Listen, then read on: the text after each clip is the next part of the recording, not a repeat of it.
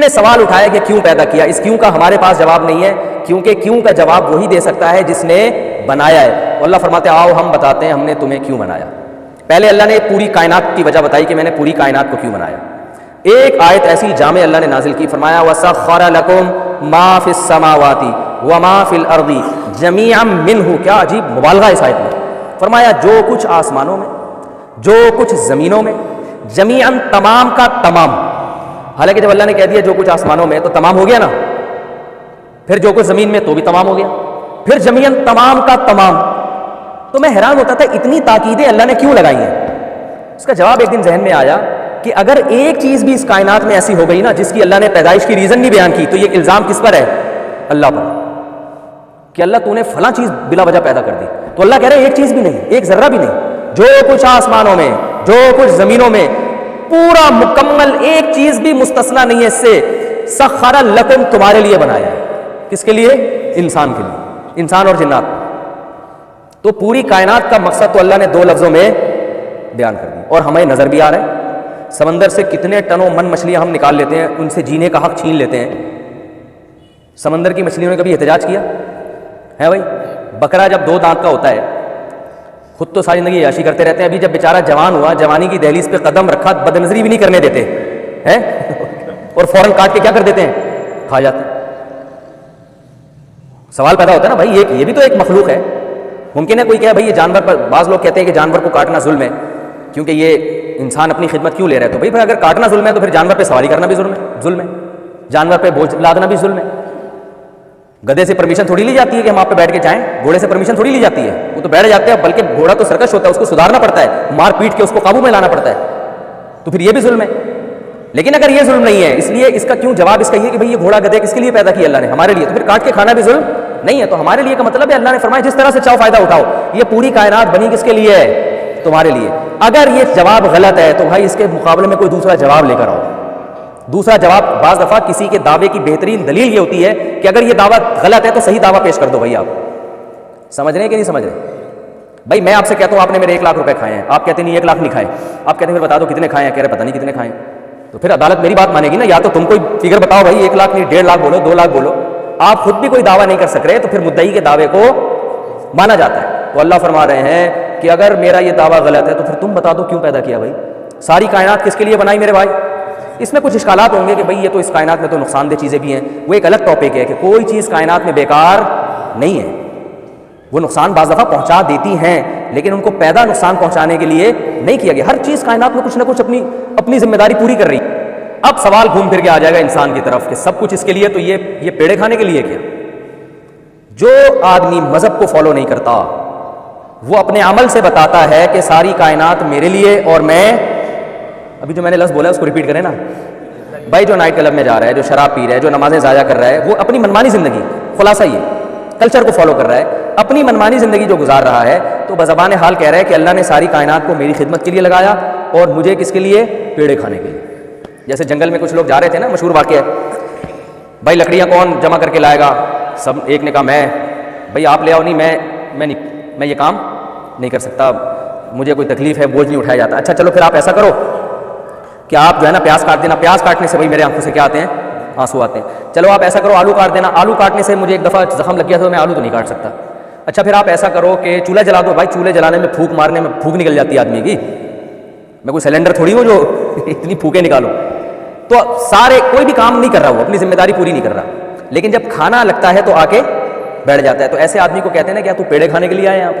ایک دفعہ جب کرے گا, 2 دفعہ کرے گا, تیسری دفعہ جب کرے گا تو تانا کیا ملتا ہے؟ او بھائی تو یہاں پیڑے کھانے کے لیے آیا, کام تو کوئی کرتا نہیں ہے.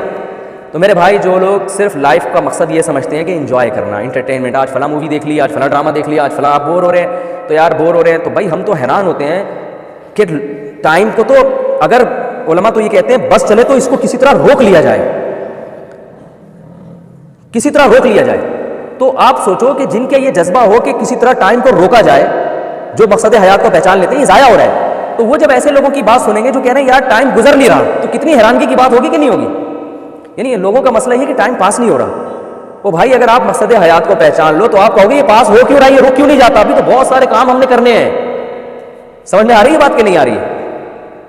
لوگ کہتے ہیں ٹائم پاس نہیں ہو رہا.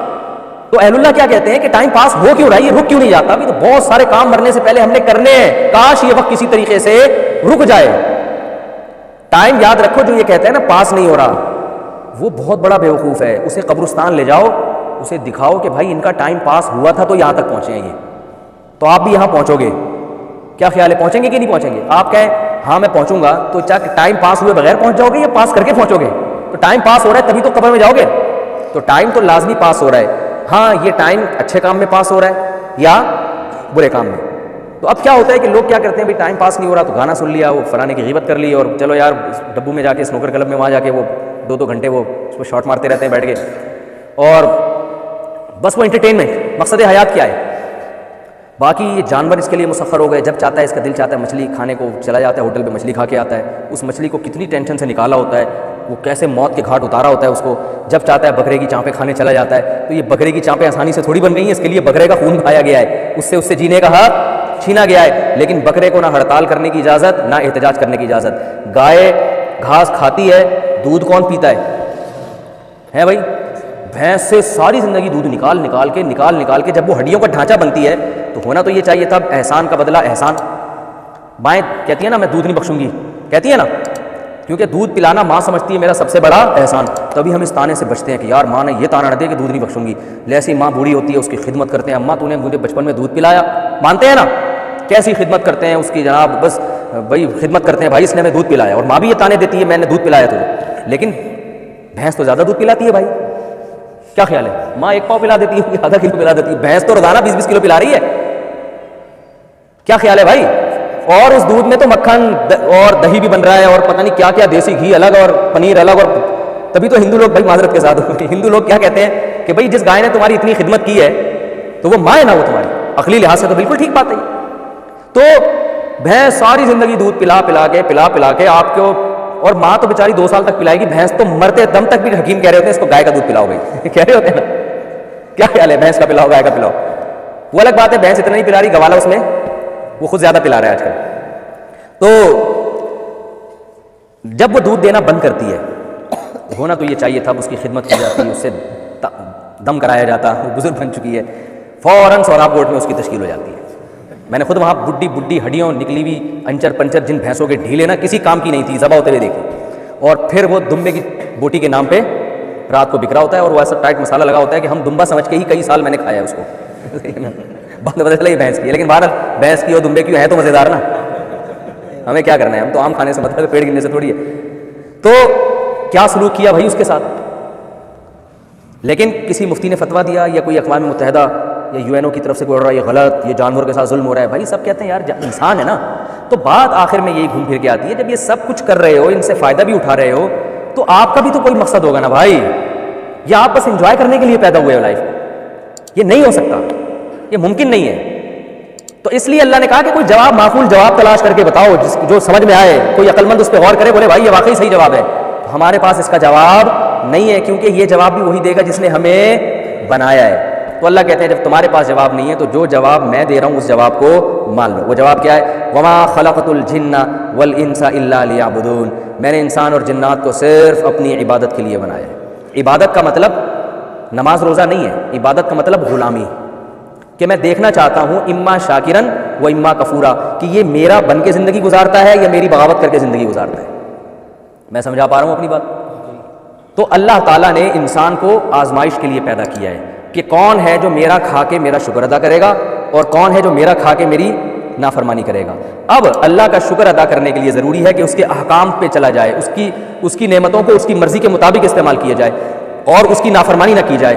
تو مرضی کے مطابق جب ہی چلیں گے نا, ہمیں پتہ بھی ہوگا کہ وہ چاہتا کیا ہے اپنے بندوں سے. کیا خیال ہے بھائی؟ تو یہ چاہت اسلام کے علاوہ دنیا کا کوئی مذہب نہیں بتاتا. یہ صرف اسلام ہی بتاتا ہے کہ اللہ اپنے بندوں سے چاہتا کیا ہے, اور اسلام کے پاس اس کے مضبوط دلائل ہیں کہ یہ اللہ کا کلام ہے.